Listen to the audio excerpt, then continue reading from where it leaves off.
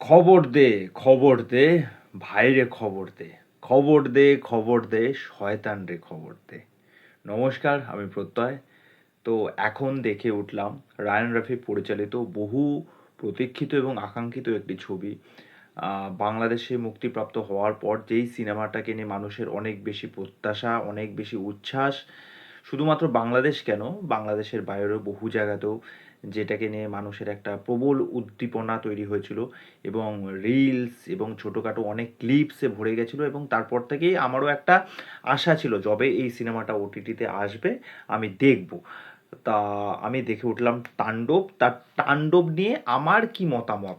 দেখুন, সত্যি কথা বলতে এই সিনেমাটা দেখে আমার যেটা স্পেশালি মনে হয়েছে, রায়ান রাফি কিন্তু এটা অনেক সিনেমার থেকে ইন্সপায়ার। ওকে, সেটা বোঝাই যাচ্ছে, কিন্তু এই সিনেমাটা যেরকম তিনি স্টাইলাইজ ওয়েতে প্রেজেন্ট করেছেন, এই সিনেমার যে ওয়ার্ল্ডটা দেখানোর চেষ্টা করেছেন, এই যে তাণ্ডব ইউনিভার্সটা তিনি ক্রিয়েট করেছেন, তার জন্য কিন্তু তাকে সাধুবাদ জানাতেই হয়। আপনারা জানেন এখানে শুধুমাত্র মেগাস্টার শাকিব খান নন, তার পাশাপাশি আরও দুজন কিন্তু স্টার রয়েছে। বস নিশো রয়েছে এবং সিয়াম আহমেদ রয়েছে। তাদের ক্যারেক্টারটা আপনারা সকলেই জানেন কতটা ভয়ানক দুটো ক্যারেক্টার। প্রথম থেকেই গল্পটা যেরমভাবে দেখানো হচ্ছে, একদম যখন ইন্টারভেল সেকশন অবধি দেখলাম, তখন মনে হচ্ছে যে একটা সাধারণ মধ্যবিত্ত ঘরের ছেলে, তার ওপর যখন সমাজের এরকম একটা প্রভাব পড়ে, তার যখন পিঠ থেকে যায়, মানে তার আর পালানোর কোনো পথ নেই, আর জায়গা নেই, তখন সে কতটা হিংস্র হয়ে ওঠে, তাণ্ডব শুরু করে, সেই ব্যাপারটা কিন্তু এখানে পুরো স্ক্রিন জুড়ে দেখানো হচ্ছে। বলবো এখানে শাকিব খানের একটা আলাদাই অরা দেখতে পেলাম। আমি মনে হয় শাকিব খানের তুফানেও হয়তো সেরকম বিষয়টা বলতে পারবো না, বা তার আগের যে সিনেমাটা ছিল বরবাদ, ঠিক আছে, দুটো সিনেমাই তো দেখেছি। এবার দুটো সিনেমাকে যদি আমি বিচার করি, তাণ্ডব কিন্তু মানে একটা আলাদাই লেভেলের। মানে এখানে শাকিব খানের পারফরমেন্স মানে হ্যাভোক, মানে সে মানে একটা আলাদাই রনেস তার মধ্যে। এবং এই মানুষটা কি যে করছে স্ক্রিন জুড়ে, যেরকম অ্যাকশন, তার যেরকম কথাবার্তা, তার যেরকম ডায়লগ ডেলিভারি, মানে প্রত্যেকটা জায়গায় কি লাগছে শাকিব খান। আর এই সিনেমার যেরকম সিনেমাটোগ্রাফি, যেরকম অ্যাকশন সিকোয়েন্সগুলো যেরকম দেখানো হচ্ছে, জেলের যে অ্যাকশন সিকোয়েন্সটা স্পেশালি, ওই জায়গার অ্যাকশন সিকোয়েন্স এবং যেরকমভাবে ক্যামেরা ওয়ার্ক, আমি তো বলবো খুবই ভালো হয়েছে, খুবই ভালো হয়েছে। ওকে, এবং একদম এন্ডিংয়ে গিয়ে যেই টুইস্টটা দেখতে পেলাম, ওকে, আপনারা তো সকলেই জানেন, এবার ওই জায়গাটার টুইস্টটা, ওই যে লাস্টে 20-25 মিনিট, ওই জায়গাটা মানে আলাদাই। ওকে, আমি যদি বলি এখানে পারফর্মারের দিক থেকে কার পারফরমেন্স বেস্ট, শাকিব খান তো মানে পুরো শো কেড়ে নিয়েছে, মানে তিনি একাই সমস্ত কিছু খেয়ে নিয়েছেন। জয়া হাসানের পারফরমেন্স যথেষ্ট ভালো, যথেষ্ট ভালো। জয়া হাসান এমনিও খুব ভালো একজন অভিনেত্রী, তার স্ক্রিন অন টাইম যেটুকুনি আছে, তার যেরকম পারফরমেন্স খুবই ভালো। এখানে একজন পুলিশের চরিত্রে, মানে আইজি, মানে যিনি রিটায়ার করে গেছেন, তার নামটা আমার ঠিক জানা নেই, যদি আপনাদের জানা থাকে জানাবেন অবশ্যই।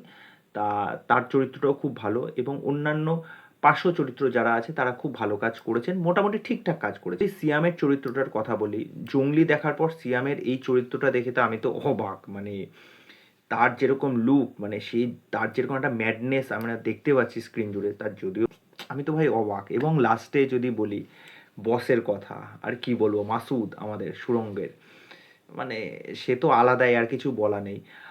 তাণ্ডব যেই গল্পটা আমাদেরকে বলার চেষ্টা করছে, যে এই যে হস্টেজ সিচুয়েশন থেকে শুরু করে একটা সামাজিক মেসেজ দেওয়ার চেষ্টা, এবং এখানে প্রত্যেকটা পারফর্মারের যেরকম পারফরমেন্স, এখানে যেরকম অ্যাকশন মুহূর্তগুলো যেরকমভাবে এসেছে, এখানে ডায়লগগুলো যেরকমভাবে এসেছে, এই সিনেমার যেরকম ভিজুয়ালস, যেরকম সিনেমাটোগ্রাফি, দুই একটা গান যেটা লিচুর বাগান, এছাড়া অন্যান্য গানগুলো, রোমান্টিক একটা ট্র্যাক আছে সাবিলা নূরের সাথে, সাবিলা নূরই মনে হয় নায়িকাটা, যদি আমার ভুল হয়ে থাকে আমাকে ক্ষমা করে দেবেন। তার সাথে মনে হয় শাকিব খানের এটা প্রথম সিনেমা। তাকেও কিন্তু যথেষ্টই ভালো লেগেছে, মানে যদিও বা তার স্ক্রিন অন টাইম খুবই কম।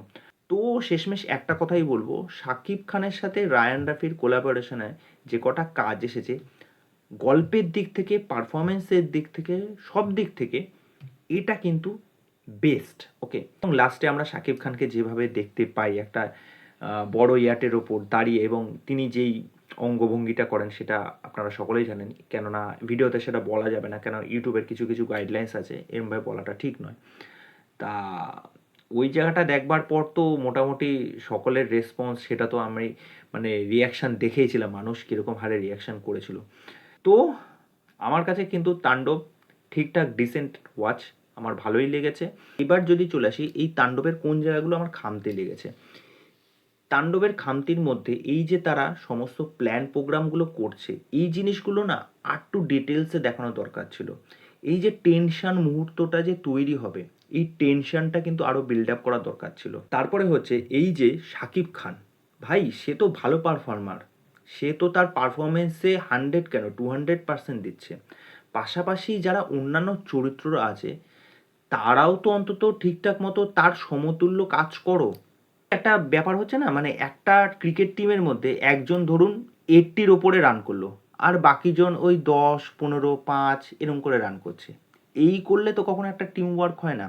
আমার সেই দিক থেকে মনে হচ্ছে টিম ওয়ার্কগতভাবে বাকিদের পারফরমেন্স কিন্তু অনেকটাই সস্তা লেগেছে আমার কাছে। ওকে, কিন্তু ওভারঅল এই সিনেমার এক্সপিরিয়েন্স আমার কাছে ডিসেন্ট লেগেছে।